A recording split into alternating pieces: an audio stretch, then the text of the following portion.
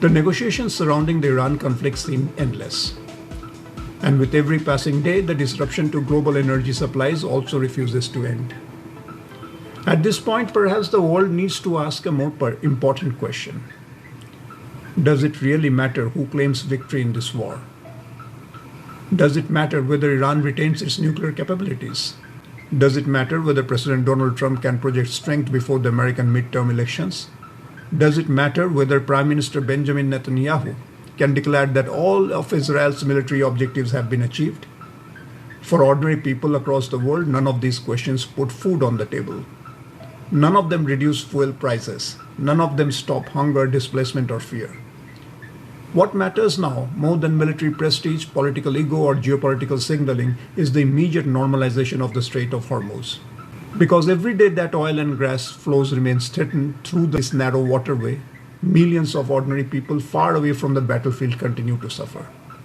The wealthier nations may survive this crisis by building strategic oil reserves and cushioning their economies with subsidies. But the poorer and developing nations do not have that luxury. A fisherman in Sri Lanka cannot afford diesel for his boat. A truck driver in Bangladesh watches transport costs rise every week. Small factories in Africa are shutting down because electricity has become unaffordable. In Pakistan, taxi drivers work longer hours only to earn less after fuel costs eat away their incomes. And in Myanmar, already devastated by instability and poverty, farmers are struggling to buy fertilizers, whose prices have surged because global supply chains remain disrupted. And this fertilizer shortage is not some distant economic statistic. When fertilizer prices rise, crop yields fall. When crop yields fall, food prices rise. And when food prices rise, millions of poor families simply eat less. Children become malnourished, rural death increases, entire harvest seasons are lost. The consequences of this war are no longer confined to missiles and battlefields. Today they travel through fuel pipelines, shipping routes, insurance premiums, food markets, and fertilizer supplies.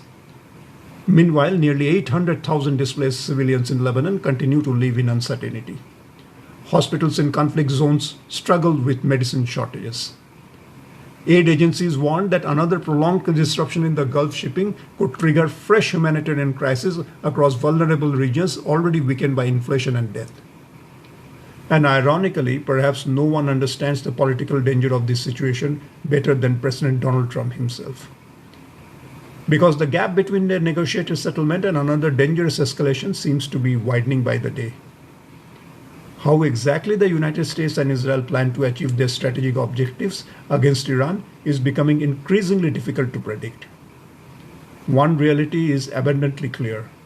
Conventional bombing has failed to completely subdue Iran. A full-scale ground invasion remains virtually impossible.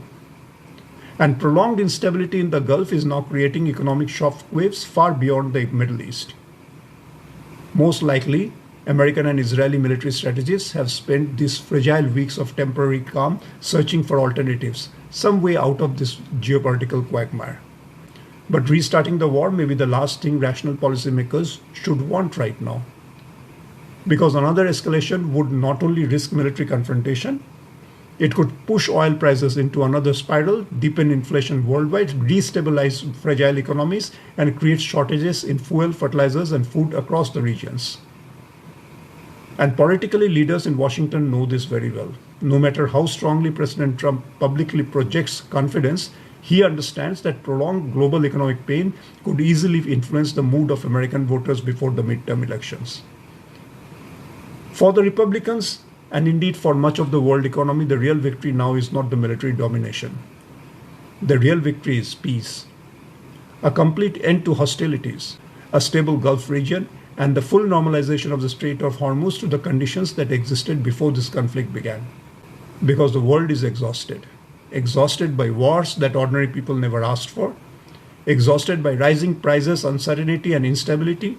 Exhausted by watching the ambitions and egos of a handful of powerful leaders determine the fate of millions struggling simply to survive. And perhaps history will ultimately remember not who won this conflict, but whether humanity was wise enough to stop it before the suffering became irreversible.